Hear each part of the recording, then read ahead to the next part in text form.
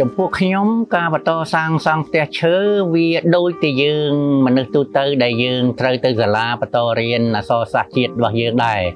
បើយើងគិតថាផ្ទះឈើយើងវាហួសសម័យហើយយើងឈប់សង់វាហាក់ដូចជាអត្តសញ្ញាណនៃជាតិយើងមួយហ្នឹងត្រូវបានយើងខ្លួនយើងនេះជាអ្នកបំភ្លេចអញ្ចឹងដូចជាអក្សរសាស្ត្រដោយប្រាសាទដោយអីដែលយើងឃើញដែលពេលបង្ហាញពីភាពរុងរឿងមកហ្នឹងក៏សុទ្ធតែជាអត្តសញ្ញាណជាតិដូច្នេះបើប្រៀបធៀបថានិយាយអីស្រីដូចថា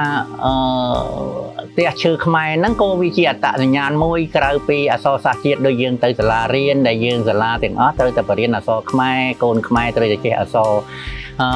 ចំពោះខ្ញុំមិនតម្រូវថាកូនខ្មែរទាំងអស់គួរតែនៅផ្ទះឈើខ្មែរទេក៏ប៉ុន្តែការដែលស្គាល់ការដែលដឹងការដែល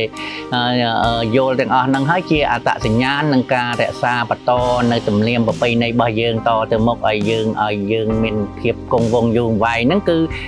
ផ្ទះឈើខ្មែរហ្នឹងគឺអត្តសញ្ញាណមួយនៅក្នុងដួងព្រលឹងនៃអត្តសញ្ញាណជាតិខ្មែរមួយដែរ